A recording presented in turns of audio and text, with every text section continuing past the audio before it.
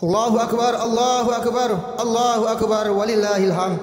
Jamaah salat Idul Adha yang saya muliakan dan semoga dimuliakan oleh Allah Subhanahu wa taala. Alhamdulillah, bersyukur kepada Allah, pagi ini kita diberi kesempatan oleh Allah untuk bisa hadir di tempat yang kita cintai ini.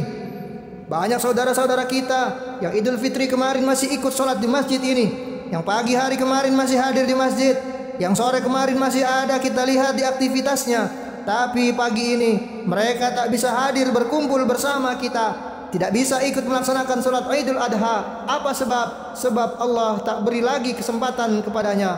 Allah telah panggil dia, Allah telah kembalikan dia ke asalnya. Inna lillahi wa inna ilaihi raji'un. Alhamdulillah, kita pagi ini masih bisa berkumpul di tempat yang mulia ini. Salawat dan salam kepada Nabi Muhammad SAW dengan mengucap Allahumma salli ala Sayyidina Muhammad wa ala ali Sayyidina Muhammad. Allah memiliki 365 malam dalam setahun. Allah muliakan satu malam namanya malam Lailatul Qadar. Allah punya 360 hari dalam setahun. Allah muliakan satu hari namanya hari Arafah. Kemarin tanggal 9 Dzulhijjah. Maka bulan Dzulhijjah Allah pilih sebagai bulan mulia. Banyak sejarah yang terjadi di bulan Dzulhijjah, mulai dari 1 Dzulhijjah sampai hari ini 10 Dzulhijjah. Maka kita diingatkan kembali dengan sejarah itu. Untuk apa? Untuk mengisi hari-hari itu dengan banyak beramal kepada Allah Subhanahu wa taala.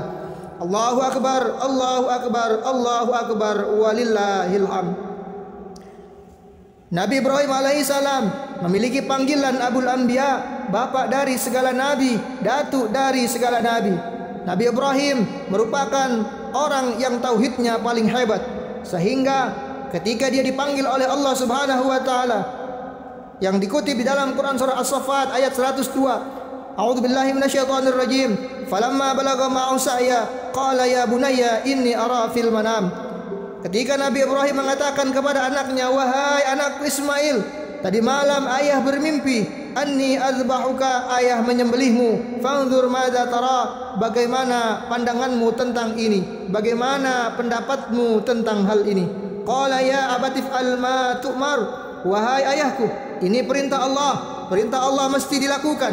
Lambang dari orang bertakwa itu ialah melakukan dan menjalankan apa yang Allah perintahkan. Baik perintah itu masuk akal atau tidak masuk akal, baik perintah itu berat ataupun ringan, hari ini ataupun hari esok. Ketika Nabi Nuh alaihissalam diperintahkan oleh Allah untuk membuat kapal di tengah padang pasir, tak ada sungai, tak ada lautan, perintah ini tentu tidak masuk akal. Tapi karena ini adalah perintah Allah, Nabi Nuh melakukan perintah itu.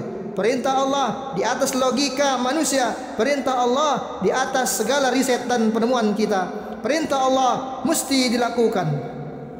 Tak sanggup sebetulnya Nabi Ibrahim ketika diperintahkan oleh Allah untuk menyembelih anaknya, tapi ini perintah Allah mesti harus dilakukan. Wahai Ibrahim, kata Allah, penuhi janjimu, sembelih anakmu. Sesuatu yang tak sanggup dilakukan oleh seorang ayah terhadap anaknya. Ayah mana yang sanggup untuk menyembelih leher anaknya? Sejahat apapun ayah terhadap anak, dia tidak akan sanggup menyembelih leher anaknya. Tapi ini perintah Allah, maka Nabi Ibrahim melemparkan perintah itu kepada Ismail. Ternyata Nabi Ibrahim punya anak yang saleh, yang mendukung setiap perintah Allah untuk dilakukan. Ayah, ini perintah Allah, lakukan wahai ayah. Satajiduni insyaallahu minas sabirin. Saya insyaallah sabar menghadapi kenyataan ini. Lakukan saja wahai ayah. Bercucuran air mata Nabi Ibrahim untuk melaksanakan perintah ini. Tidak sanggup rasanya melakukan perintah tersebut. Ayah, tajamkan pisaunya agar nanti ketika digoreskan ke leherku saya tidak merasa terlalu sakit. Pisau pun diasah. Air mata Nabi Ibrahim bercucuran. Kenapa? Ini tugas berat yang tidak sanggup dilakukan oleh seorang manusia, tapi ini perintah Allah mesti untuk dilakukan. Allahu akbar, Allahu akbar, Allahu akbar, walillahil hamd.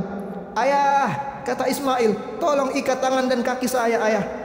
Diikatlah tangan Nabi Ismail ke belakang, diikatlah kakinya sambil bercucuran air mata dilakukan oleh Ibrahim alaihissalam. Kenapa? Ini pekerjaan yang sangat berat yang tak sanggup dilakukan oleh seorang ayah terhadap anaknya, tapi ini perintah Allah.